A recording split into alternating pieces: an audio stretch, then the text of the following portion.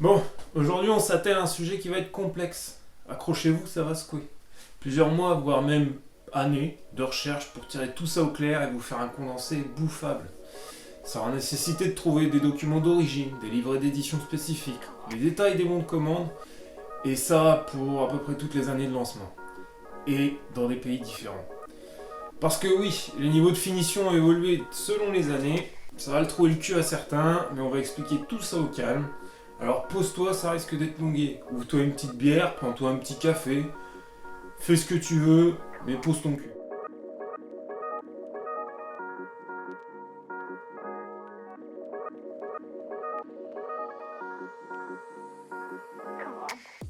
On va agir stratégiquement. On va procéder selon un ordre chronologique. On commence donc par le début, avec ce document.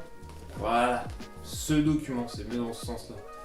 Ça nous date d'août 2003. C'est le premier bouquin qui servait à choisir sa crosse et ses options. Alors, avant ça, il y avait eu d'autres documents, comme ce CD et le petit fascicule qui va avec. Eux, ils étaient donnés au salon de l'auto à la presse, et ça, j'ai réussi à le dégoter. Ça représentait le prototype et le futur de la crosse dans les grandes lignes, et sur le CD, t'avais des petits goodies comme des fonds d'écran et tout le bordel. Enfin bref, c'était un peu cheap. Mais bref, revenons-en à août 2003. Pour un début, on va très vite voir que les choix étaient limités et les configurations, elles aussi, étaient limitées. Certaines peintures extérieures étaient invendables en combinaison de certaines teintes intérieures. C'est archi teubé et j'ai pas l'explication qui va derrière ce fait, cependant, ça reste un fait. La première finition de la Crossfire est la finition Limited Premium. Oui, et en coupé évidemment. Avec un choix limité de couleurs dont certaines n'étaient disponibles uniquement que dans certains pays. Alors, disclaimer, c'est une pure déduction, parce que les docks françaises ne donnent pas les mêmes options que les docks étrangères. Et comment je le sais? Parce que je me suis pastiché des docks américaines, des docks anglaises et des docks allemandes en plus des françaises. Et l'allemand, crois-moi, c'est pas un cadeau. Du coup, ça nous donne ça. On observe donc 5 couleurs. Noir, graphite métallique, blaze red crystal, saphir silver blue, la meilleure, et alabaster white. Fait notable, alabaster white n'était pas proposé en France.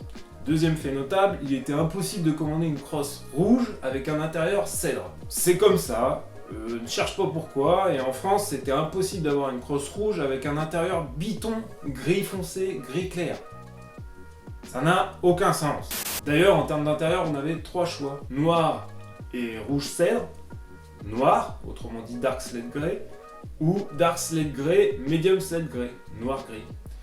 C'était un peu léger en termes de variation, mais mine de rien, ça te laissait le choix de 10 combinaisons différentes en France et 14 quand t'étais à l'étranger.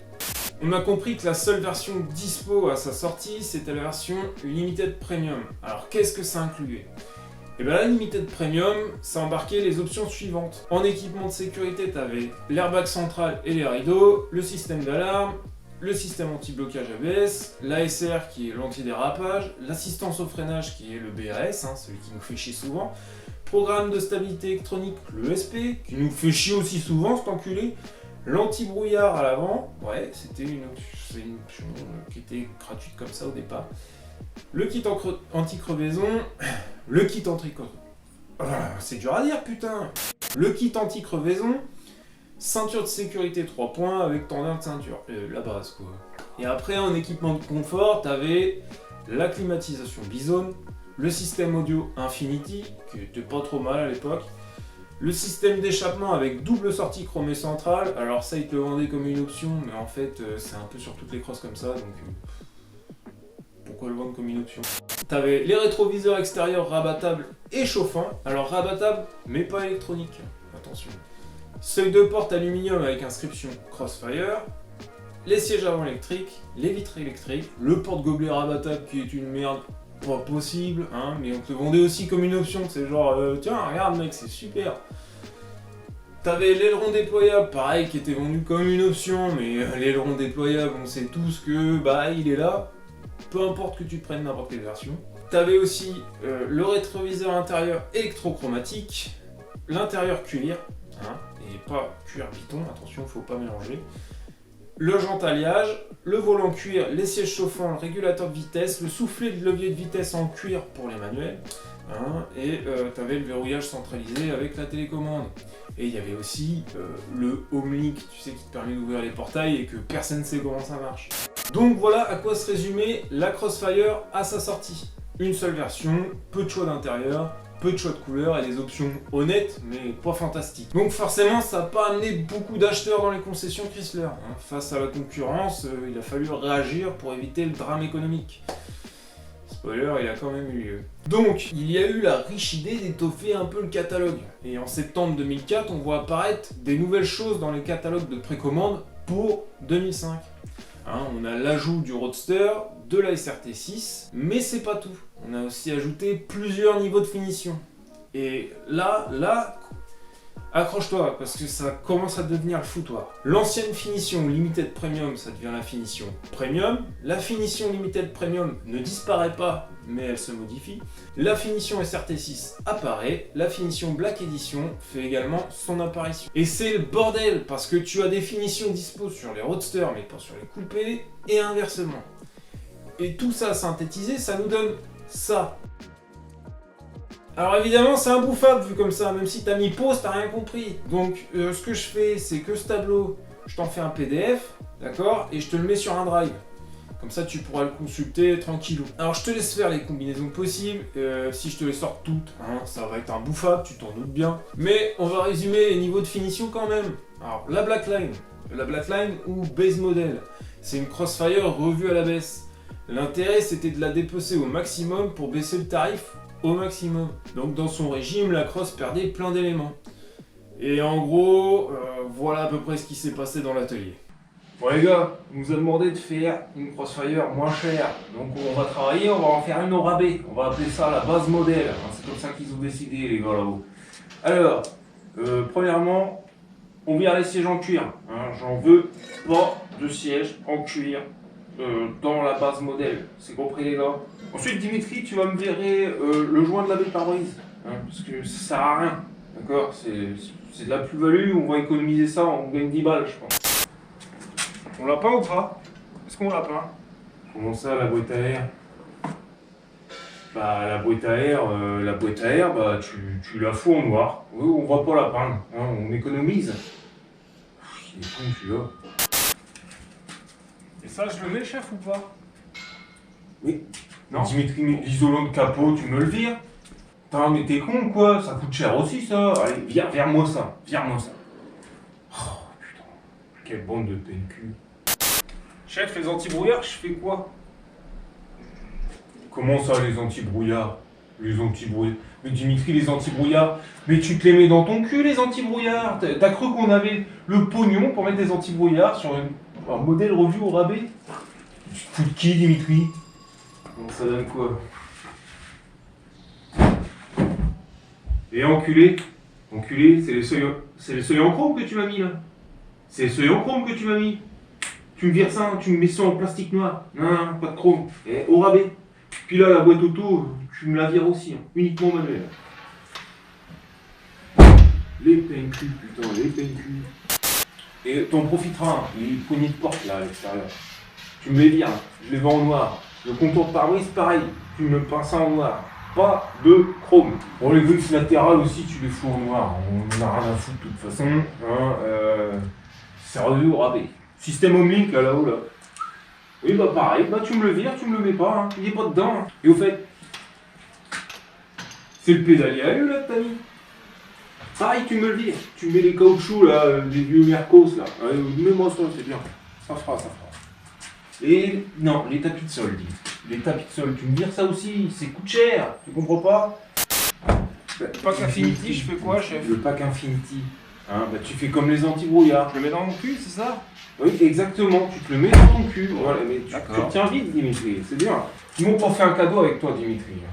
Est-ce qu'on me vire les rétros qui chauffent ou pas? Mais les rétros chauffants, mais Dimitri, évidemment qu'on les vire, les rétros chauffants. Et pareil, au centre là. Tu me vires le rétro électrochromatique, hein. Tu m'en mets un à tirette là, on s'en fout. Ils ont 2 mains, ils vont pouvoir s'en servir. Et le porte-gobelet de merde, on fait quoi, chef? Est-ce qu'on le vire ou pas? C'est quoi, Dimitri? Je pense qu'on l'a assez vu au rabais comme ça, et puis le mec qui achète ça 33 700 €, on va lui éviter une merde, d'accord? Donc le porte-gobelet, bah tu me le vires et puis tu mets tu sais, les petites bennes qu'on trouve chez Merco, ça sera très très bien. Très très bien. T'inquiète. Par contre, les pneus là, tu me les vires, hein. Non. Tu me mets du Continental. Le Continental c'est moins cher. L'autre gamme, ils ont du Michelin. La base, ils ont du Continental. Et puis c'est tout. Et tu me fais ça pour ce soir. Hein. Bon, je pense que t'as capté le délire de la blague, hein. C'est revu au rabais du rabais. Et j'ai dû zapper des éléments retirés à mon avis. Alors évidemment, c'était un sketch les gars. Hein. Il n'y a pas d'élitisme chez nous. Hein. Que t'aies une black ou une premium ou une SRT, on te traitera de la même manière. Hein. On n'est pas des fils de pute ici. Ensuite, t'avais la finition limited. Bon, bah, grosso merdo, c'est la finition limited premium d'avant. T'as maintenant plus d'options de couleur et d'intérieur, mais c'est la même. Alors qu'est-ce qui définit maintenant la finition limited premium? À partir de 2005 quoi. Alors attention, on parle 2005 année de production et non pas année d'immatriculation, d'accord? La mienne est immatriculée en 2005, mais produite en 2004. C'est une limited premium première du genre. Alors revenons-en au fait. La limited premium post 2005 se démarque par un seul élément en plus qu'avant. Il s'agit du pack cuir Connolly. Et qu'est-ce que le pack cuir Connolly? Bah, c'est la fameuse console centrale en cuir. Cette option n'était disponible qu'en Europe uniquement. Et en gros, tu avais un intérieur dans une fleur de cuir plus qualitative avec des sièges plus confortables, noir et crème. Et pas cousus de la même manière que les sièges standards. Si tu observes bien, ils n'ont pas les mêmes formes. Alors, tu avais en plus de ça des panneaux de porte bicolores noir et crème en cuir également. Une console centrale couverte de cuir avec des éléments de façade un peu en cuir chelou, c'est un peu soft. Alors bon, c'est fait en mode Romanichel, hein. Il en manque la moitié des éléments, t'as l'impression que c'est du tuning mal fait, mais c'était vendu comme ça. Écoute, c'était vendu comme ça. Et c'est à peu près tout. C'est même tout en fait. Donc tu prends une Limited, t'ajoutes ce pack et t'as la Limited Premium post 2005. Et attention, tu ne l'as qu'en Europe celle-là. Parce que à partir de 2005, il n'y a plus de Limited Premium en dehors de l'Europe. C'est bon à savoir. Hein. Donc, maintenant, je veux plus entendre de conneries expliquant que Limited Premium, c'est avec la console centrale en cuir obligatoire, parce que c'est simplement faux. C'est vrai qu'à partir de 2005. Et 2005, année de fabrication. Ça fait du bien de mettre ça au clair, hein, parce que une Limited Premium, moi j'en ai une dans le garage. Donc qu'on me dise que c'en est pas une juste parce qu'elle a pas le tuning gitan à base de cuir de Niglo, bah ça me fait chier quoi. En plus, si tu veux le savoir, c'est assez simple. Tu prends ton VIN, tu vas sur un décodeur de VIN, et quand tu tires ton décodeur de VIN, la première ligne qui apparaît, et bah c'est ton niveau de finition. Et la mienne est une Limited Premium, donc je ne veux rien entendre. Reprenons. La SRT6, bon, la SRT6, elle aura son épisode spécial, je vous dis. Hein alors je vais vous la résumer vite fait. Des jantes spéciales, un aileron spécial, un M112K, un pare-choc avant spécial à effet de sol, des freins plus gros, un intérieur cuir Alcantara de toute beauté avec des sigles SRT6 jusque dans le compteur. Mais attention, la SRT6 n'avait qu'un seul intérieur disponible, le cuir Alcantara. Eh ben non, je déconne, il y a une option supplémentaire qui n'est pas connue par tous. Encore une fois, une option dispo uniquement en Europe. Ça s'appelle le pack exclusive. Alors ce pack exclusive ajoute une console centrale en cuir couleur graphite, du plus bel effet je trouve, avec des finitions en carbone et un levier de vitesse en cuir. Et franchement c'est plutôt pas mal fait. Et cerise sur le gâteau, en te dédouanant de 390 €, tu pouvais l'ajouter sur n'importe quel Crossfire de n'importe quelle finition. Même sur une Blackline. Aussi ridicule que ce soit. Hein. Alors, à toutes ces finitions, tu pouvais aussi ajouter des accessoires. Les seuils de porte rétroéclairés bleus, une bâche, les écrans anti-vol, le bac de coffre avec rangement, les radars de recul, le brise-vent pour les roadsters, ouais, le fameux rideau de coffre pour les couper, et un set de bagagerie. Bon, malheureusement, ça n'a pas suffi à booster les ventes. Hein. Donc ils ont tenté une ultime tentative, c'est comme un barreau d'honneur. Et je vais te poser une question, hein. Qu'est-ce qui se passe quand on remet du sucre sur une tartine beurrée de merde? Et bah ça reste une tartine beurrée de merde, mais sucrée.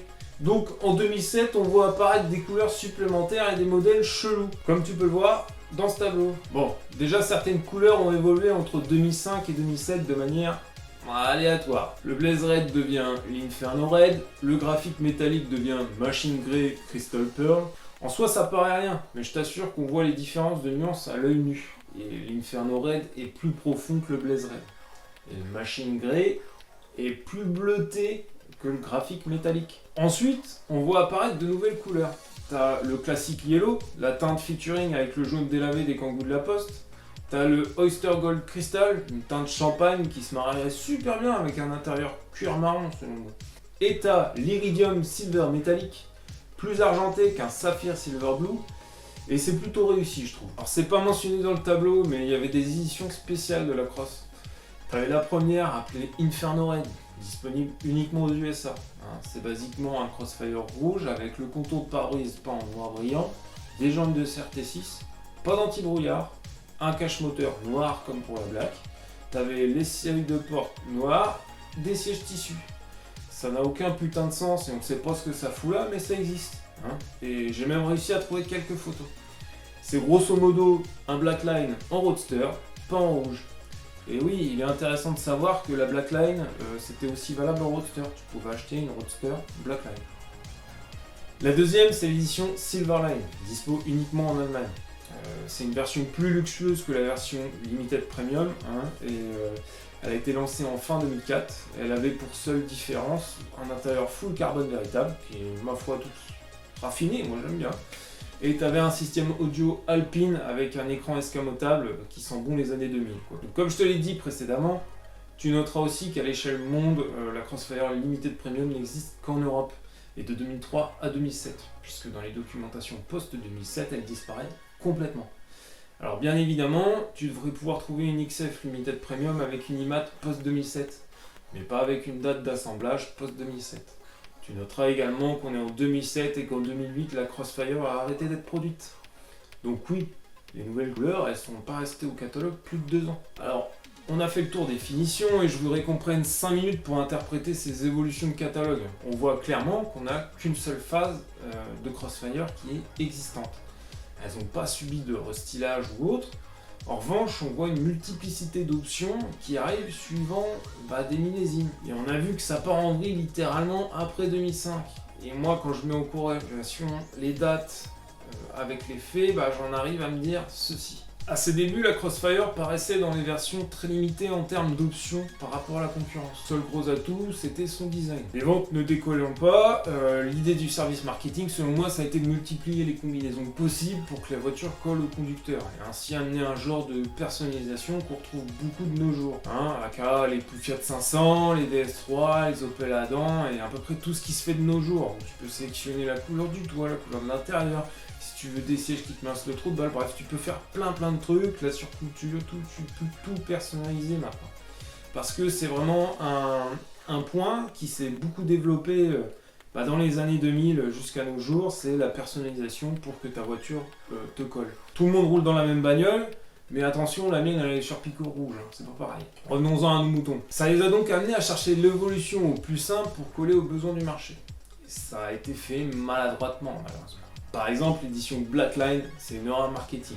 À deux doigts de te vendre les portières à part. L'édition Inferno Red, c'est une erreur.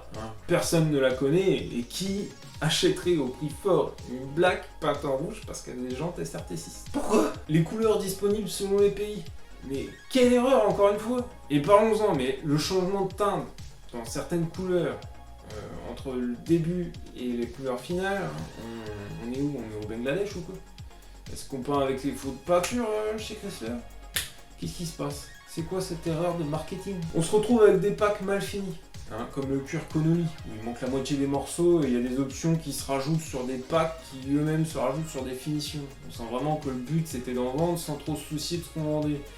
En gros, le mec il avait 100 avocats au matin et il fallait qu'à 18h le stock soit écoulé, donc il te les brade à la sortie du métro, tu sais. En tout cas, moi c'est l'impression que ça me donne. Et j'aimerais bien savoir ce que toi t'en penses. On aura l'occasion d'approfondir tout ça dans une prochaine vidéo où on abordera vraiment l'histoire de la crosse et on tentera d'expliquer pourquoi elle s'est pas vendue comme elle le mériterait.